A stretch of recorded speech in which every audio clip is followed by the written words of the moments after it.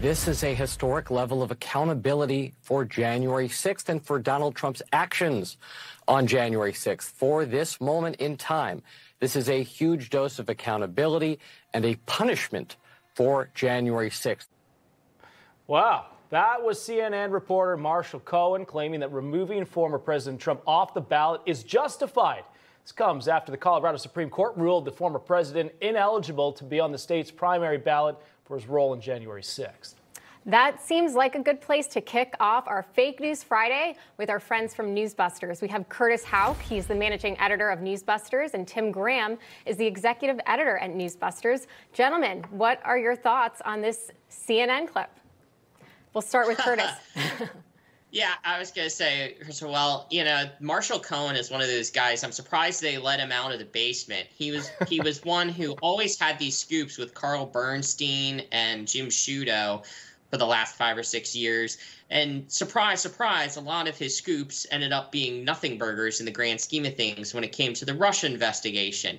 So, of course, he's going to have a slanted view of things. And, of course, they let him out at 6:02 a.m., as you can see there. So, you know, for him to talk this up, this is just group therapy that's been going on there for the left right now. It's very similar to what we see with Seth Meyers and Stephen Colbert, like I wrote over at Newsbusters yesterday, except this one, it's actually supposed to be a news show. Right, yeah. Tim, have you got a reaction to that?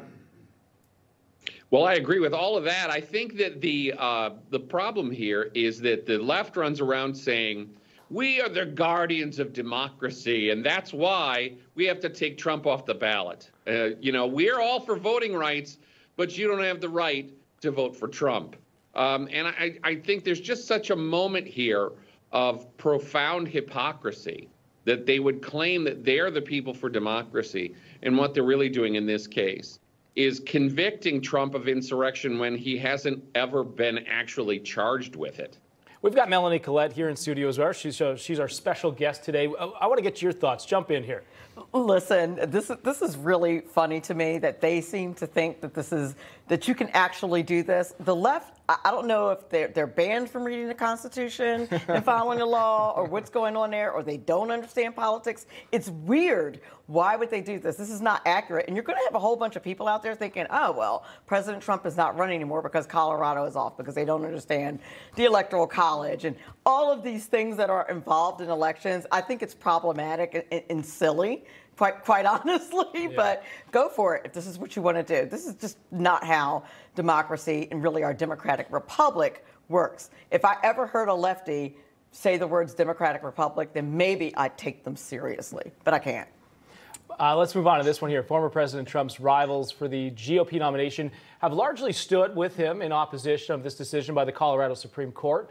But one New York Times editorial board member says this is un-American. Let's watch. Why are you standing with Confederates who betrayed this country? And this is what they're standing with, is the spirit of those Confederates rather than the Americans who came together after a long and brutal civil war. That should send a message that our election system, our electoral system, can be used for nefarious purposes against the democracy itself. Isn't that ironic, considering this is one of the most anti-democratic rulings we've ever seen, not to mention the fact that Donald Trump was not convicted, he was not charged, and they're using an amendment which is basically dating back to the Civil War. So, Curtis, what is your take on this New York Times reporter on MSNBC? Well, Mara Gay is one of those special flowers out there. If you look up Mara Gay, Brian Williams, you'll see how amazing their math skills are one late night on MSNBC from a few years ago. She's also the same person who said around, I think, Memorial Day or 4th of July a few years ago, that seeing, you know, so many houses with American flags on their doors or on their stoops makes her feel uncomfortable. So that's the kind of person that we're dealing with here. There's only so much hyperbole that you can throw at the wall and hope it sticks, and that's exactly what she's doing here. You know, we have political differences. We all have people who think differently in our lives who we love, but this is really disgusting kind of stuff that we see so much in our media nowadays, where it's not just that this person's wrong, but this person is an enemy. Yeah, and you really shouldn't want anything to do with them.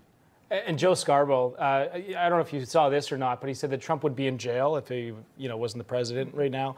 We've seen those January 6 rioters that some of them have gone to jail already. But Melanie, what's your thought? Based on what? As was talked about earlier, President Trump has not been convicted or even charged with any kind of crime in regard to January 6th. So why are they saying this? And our democracy doesn't work this way. Mm-hmm. We can't say, well, we feel like he's responsible for this, and thus we can punish him. That is not the way our government works. That's not the way the law works. And Colorado made a big mistake doing this, and I can't wait until the Supreme Court hands them their, legal behinds, as it were, and tells them that they were wrong. Tim, we're running out of time, but I want to get your last thoughts on this. Well, I was sitting here watching Curtis talk, and in the background with Mara Gay, there's a flag. There's like a flag waving there. She'd probably be traumatized if she could see herself on screen. Look, they love comparing anybody who opposes them to the Confederacy, and it doesn't matter if you came from Wisconsin or Pennsylvania like Curtis and I do. I mean, we would have been Union guys, but they just love, everything's about race. Mara Gay's going to make everything about race, and apparently we're the racists. Yeah, exactly. Curtis and Tim, stick around. We will have even more fake news to wade through when we're coming